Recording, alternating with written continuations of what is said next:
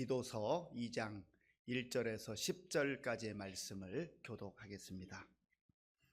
오직 너는 바른 교훈에 합당한 것을 말하여 늙은 남자로는 절제하며 경건하며 신중하며 믿음과 사랑과 인내함에 온전하게 하고, 늙은 여자로는 이와 같이 행실이 거룩하며 모함하지 말며 많은 술의 종이 되지 아니하며 선한 것을 가르치는 자들이 되고, 그들로 젊은 여자들을 교훈하되 그 남편과 자녀를 사랑하며 신중하며 순전하며 집안일을 하며 선하며 자기 남편에게 복종하게 하라.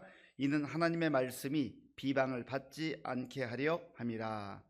너는 이와 같이 젊은 남자들을 신중하도록 권면하되 범사에 내 자신이 선한 일에 본을 보이며 교훈에 부패하지 아니함과 단정함과 책망할 것이 없는 바른 말을 하게 하라. 이는 대적하는 자로 하여금 부끄러워 우리를 악하다 할 것이 없게 하려 함이라. 종들은 자기 상전들에게 범사에 순종하여 기쁘게 하고 거슬러 말하지 말며 훔치지 말고 오히려 모든 참된 신실성을 나타내게 하라. 이는 범사에 우리 구주 하나님의 교훈을 빛나게 하려 함이라. 아멘. 오늘 이 시간에 우리가 은혜의 자리에 있다는 게 얼마나 감사한지 알 수가 없습니다. 하나님을 예배하는 자리에 있다는 것이 얼마나 감사한지 알 수가 없습니다. 우리가 매일 듣는 소식을 이렇게 생각할 때마다 참 시대가 악하다, 정말 예수님이 다시 올 날이 가까워 오지 않나 하는 그런 생각을 하게 됩니다. 그래서 더 정신 바짝 차리고 감사함으로 살아가지만 영적으로 경계심을 가지고 그렇게 살아가야 되겠다 하는 결단을 하게 됩니다.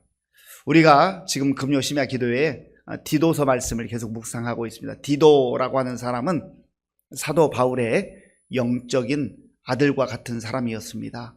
제자이기도 했지만 바울이 아들처럼 여기는 그런 신실한 하나님의 사람이었습니다. 전혀 다른 가정에서, 다른 환경에서 그렇게 성장했고 살아가고 있다가 이 두 사람이 복음 안에서 만난 거예요. 예수님 안에서 만난 거예요.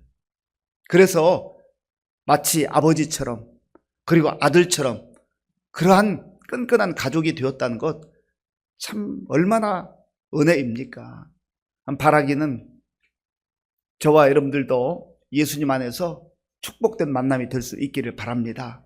이 땅에 수많은 사람들이 있는데, 전 세계적으로 보면 80억의 사람들이 살아가고 있는데, 우리가 예수님 안에서 조금 더 범위를 좁히면 의정부 시민교회에서 함께 만나서 가족으로 또 형제로 자매로 이렇게 살아갔다는 게 얼마나 복된지 알 수가 없습니다. 그래서 우리 옆에 계신 분들을 귀하게 여길 줄 알아야 돼요. 자, 우리 옆에 계신 분들 제 옆에 앉아주셔서 감사합니다 한번 인사하면 좋겠습니다.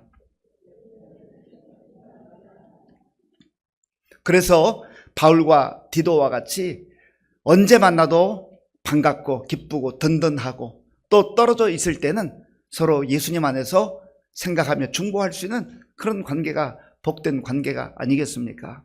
우리 교회 가운데도 그런 영적으로 끈끈한 관계들이 한 사람, 두 사람, 세 사람, 네 사람, 10사람, 30명, 50명, 100명 그런 역사들이 나타날 수 있기를 바랍니다.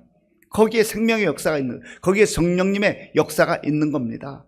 바울이 대단한 능력을 가지고 정말 위대한 선교 사명을 감당했지만 바울은 한 번도 자기 홀로 사역한 적이 없어요. 물론 하나님 앞에 홀로 나가서 기도한 적은 있지만 그러나 그는 늘 동역자들과 함께 동역을 했습니다. 영적으로 독불 장군이 될 수 있는 그런 위치에 있었고 그런 상황에 있었지만, 그러나 그에게는 늘 아름다운 믿음의 동역자들이 있었다라는 거예요. 그 중에 한 사람이 바로 디도입니다. 디도에게 바울이 특별한 부탁을 했어요. 너 그레데에 남아서 여기 있는 성도들과 교회들을 좀 돌봤으면 좋겠다. 왜냐하면 이 그레데에 있는 교회는 아직 연약한 교회였어요. 개척교회와 같았습니다. 그리고 우리가 1장에서 본 것처럼 그레데에 있는 사람들은, 이 그레데 사람들은 항상 거짓말을 자주 하고 악한 짐승처럼 포악한 사람들이고, 그리고 자기 배만 위하고 육체의 쾌락과 욕망만을 추구하는 사람들이다. 그런 가운데서 복음을 전하는 것이 결코 쉽지 않았습니다. 그리고 그러한 흐름들이 성도들에게도 교회까지 들어와 있었다라는 것이죠. 그래서 바울은 디도에게 신신당부합니다. 바른 교훈을 가지고 성도들을 가르치라는 거죠. 오늘 본문 1절에 그 내용이 있어요. 1절 우리 같이 읽겠습니다. 오직 너는 바른 교훈에 합당한 것을 말하여. 아멘. 오직 너는 바른 교훈에 합당한 것을 말하여. 여기 바르다라고 하는 것과 합당하다는 것은 거의 같은 의미입니다. 바르다는 것은 휘기아이노라고 하는 단어인데 건강한이라는 뜻이 있어요. 그러니까 바른 교훈은 건강한 교훈이에요. 그리고 건전한이라고 하는 뜻도 있습니다. 무슨 이야기입니까?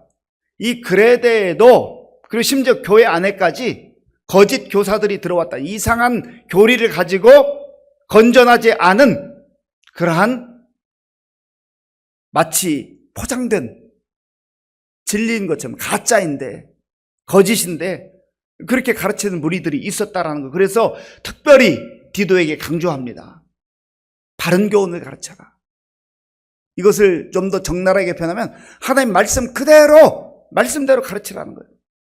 말씀에 보태지도 말고 빼지도 말고 하나님 말씀 그대로를 가르치라는 거예요. 내가 내 생각을 말할 수도 있고 지식을 전달할 수도 있지만, 그러나 우리가 무엇보다도 집중해야 될 것은 하나님 말씀 그 자체입니다. 하나님 말씀을 잘 붙들어야 돼요. 디도가 하나님의 말씀에 붙들린 바 된 사람이 아니라고 한다면 어떻게 바른 교훈을 어떻게 바른 말씀을 가르치겠습니까?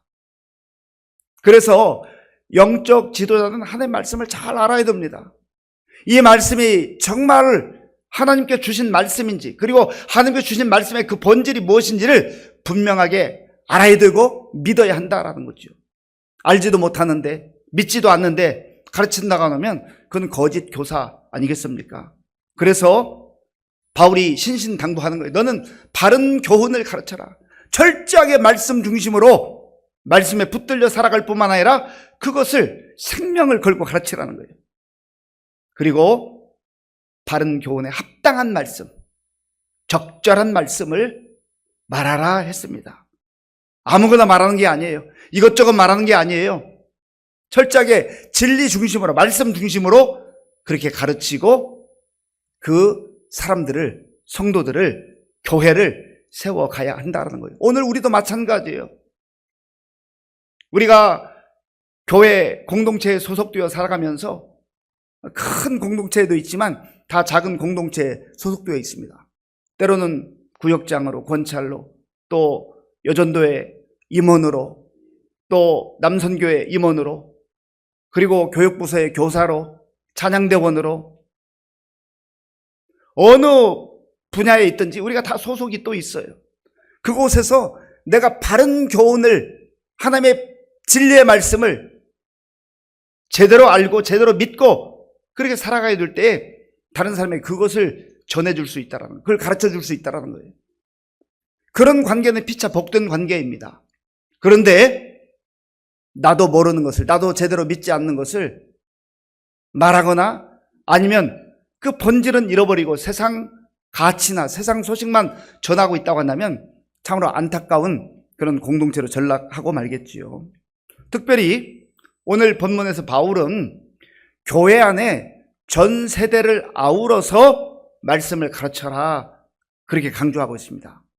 여기 크게 보면 5 부류가 나와요. 먼저 늙은 남자들에게 가르쳐야 될 내용을 구체적으로 말하고 있습니다. 2절 말씀, 2절을 우리 함께 읽겠습니다. 늙은 남자로는 절제하며 경건하며 신중하며 믿음과 사랑과 인내함에 온전하게 하고. 아멘. 늙은 남자, 나이가 지긋한 성도들이 있었다는 거죠. 어떻게 보면 그 교회에서 어른들입니다. 어른들. 이 어른들은 나이가 들었기 때문에 어른이 아니라 절제함이 필요하다는 절제. 이 절제라고 하는 건 성령의 열매 가운데 하나입니다. 우리가 점점점 절제력을 잃어버리고 있어요.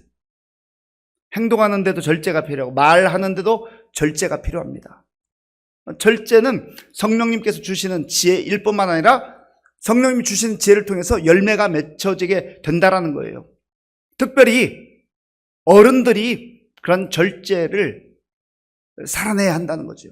성숙한 그리스도인의 모습이라고 하는 겁니다. 그 다음에 경건하다라는 것은 하나님을 온전히 두려워하고 하나님을 경외하는 그런 모습을 말해요. 하나님 중심의 삶을 말하는 것입니다. 세월이 흘러갈수록 점점점 나이가 들어갈수록 하나님 없이는 안 되는구나. 아니, 하나님 앞에 살아가는 삶이 가장 복되고 영광스러운 삶이구나 라고 하는 것이 바로 경건이라고 하는 겁니다. 그리고 이 경건의 삶을 살기 위해서 두 가지가 반드시 필요한데 말씀 생활과 기도 생활이에요. 말씀 생활과 기도 생활이 뒷받침되지 않으면 경건한 삶을 살아갈 수가 없습니다. 그리고 신중해야 한다는 거예요. 경솔하지 않아야 한다는 거죠. 믿음과 사랑과 인내함에 온전하게 하고,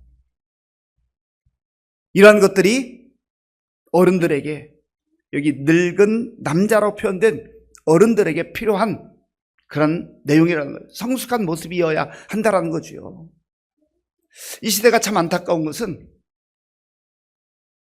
어른들을 어른들로 대접하지 않는 시대가 된 것 같아요. 어른이 없어요. 그래서 어른들도 탄식합니다. 시대가 악해졌다고 합니다. 그런데 또 어른들 입장에서는 내가 이런 모습으로 살아가고 있는가? 성숙한 모습으로 살아가고 있는가? 후배들에게나 젊은이들에게나 또 자녀들에게나 어른다운 모습, 성숙한 모습, 존경받을 만한 그런 모습, 특별히 믿음과 삶이 분리되지 않은 그런 모습이 있는가를 우리 스스로가 살펴볼 필요가 있다는 거예요. 이거 어느 날 갑자기 되어지는 게 아닙니다. 세월이 흘러간다고 해서, 나이 들었다 해서 저절로 되어지는 게 아니에요. 끊임없는 영적 훈련을 통해서 성숙해지고 아름다운 열매들을 맺게 된다는 겁니다. 또 늙은 여자에게 가르쳐야 될 내용이 무엇인가? 나이가 지긋한 여자 성도들에게 가르쳐야 될 내용이 무엇인가? 3절에 있지요.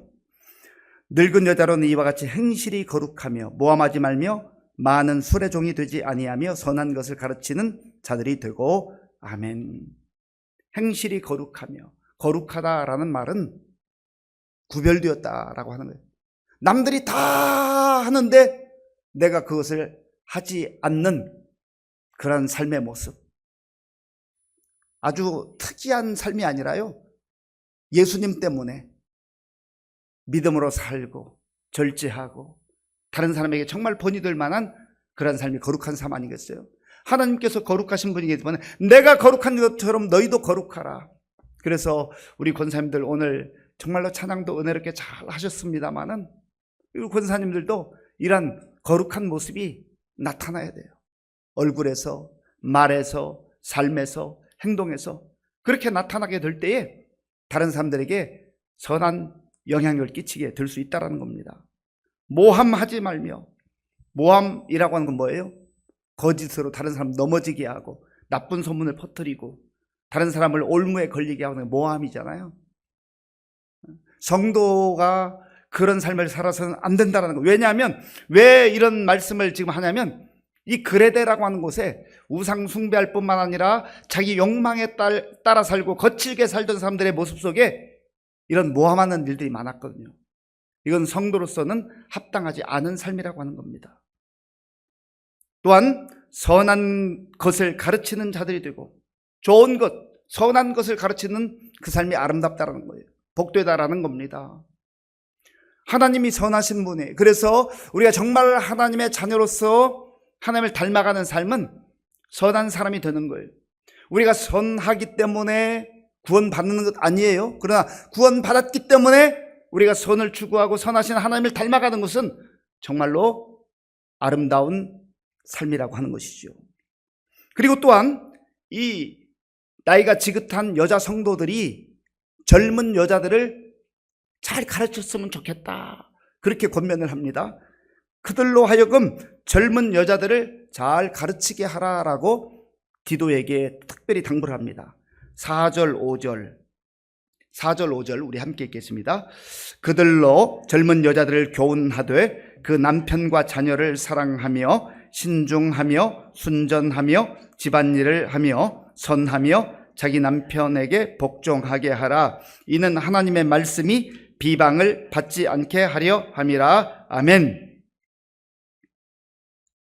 나이가 지긋한 성숙한 여자 성도들이 젊은 여자들을 교훈하고 가르치는데 말로만 하는 게 아니에요. 삶으로 보여주는 거예요. 삶으로 보여주는 거예요.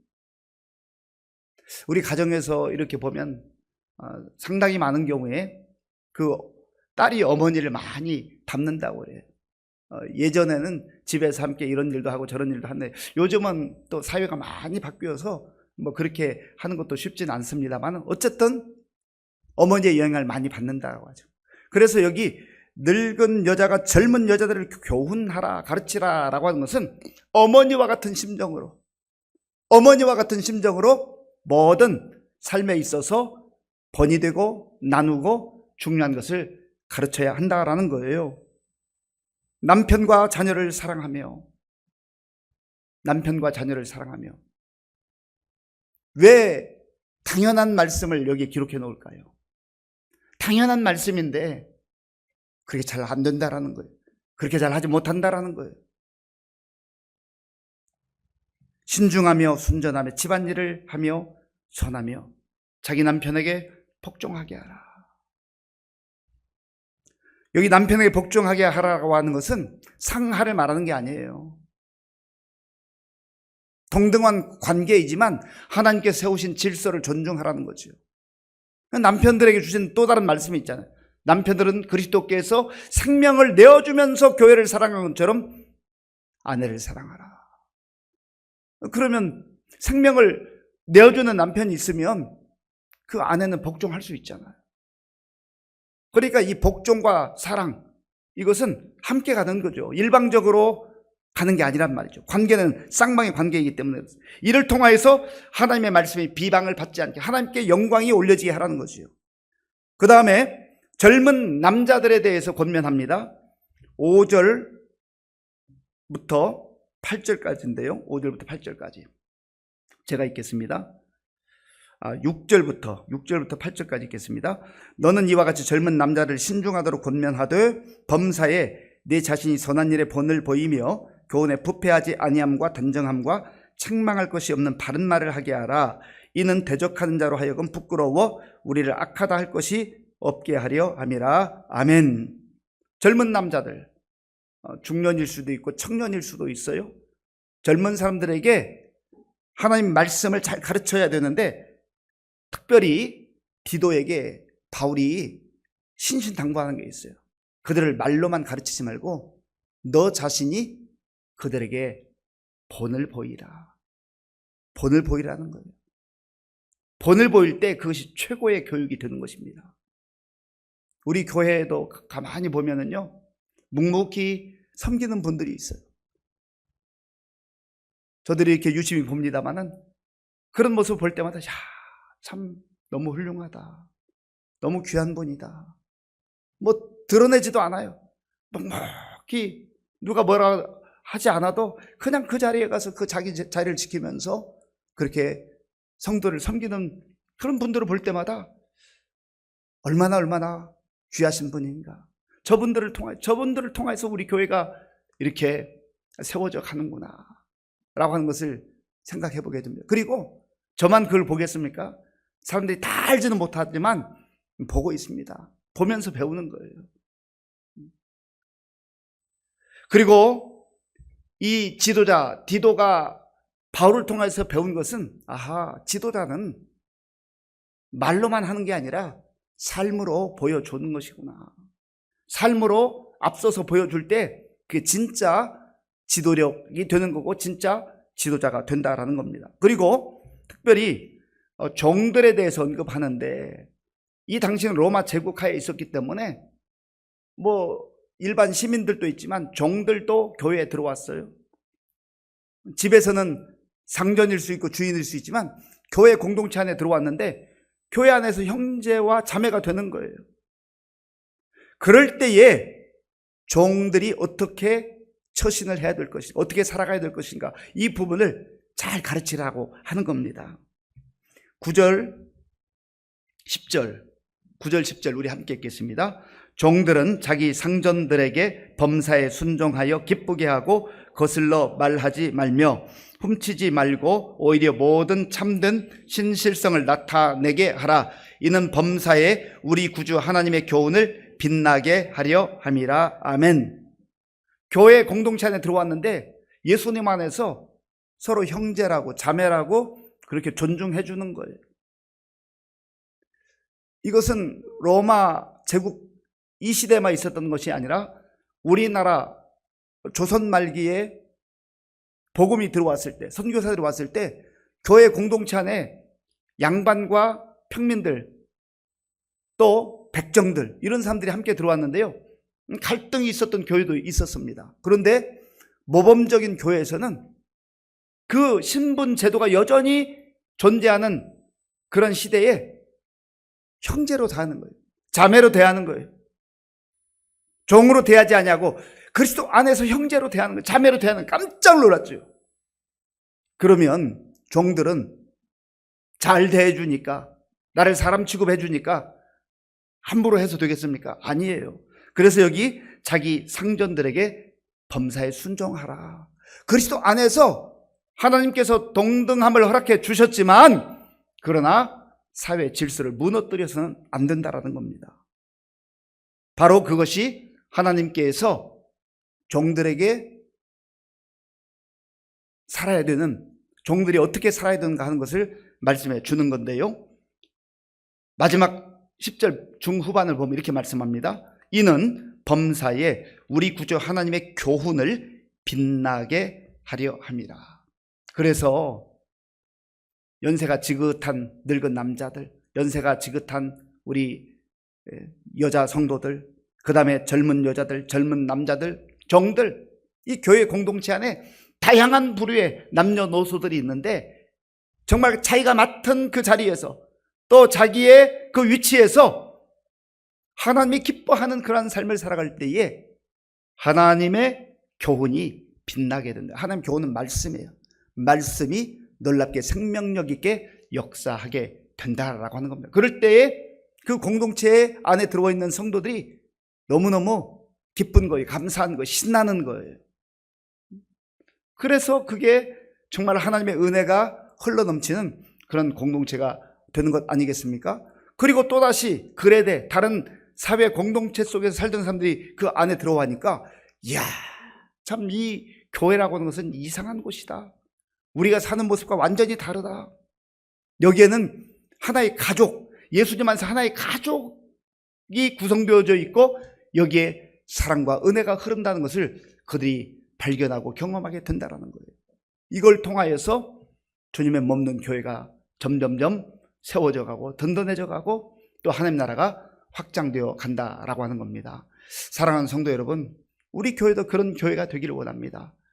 다양한 세대가 함께 어우러져서 정말 세대마다 어른들은 좀 더 성숙한 모습으로, 또 청년들에게는 꿈과 비전을 안겨주고, 또 지도자들은 말로만이 아니라 삶으로 본을 보여주고, 그런 교회가 공동체가 된다고 한다면 정말 기쁨이 넘치고 감사가 넘치고 은혜가 넘치는 그런 교회가 되지 않겠습니까?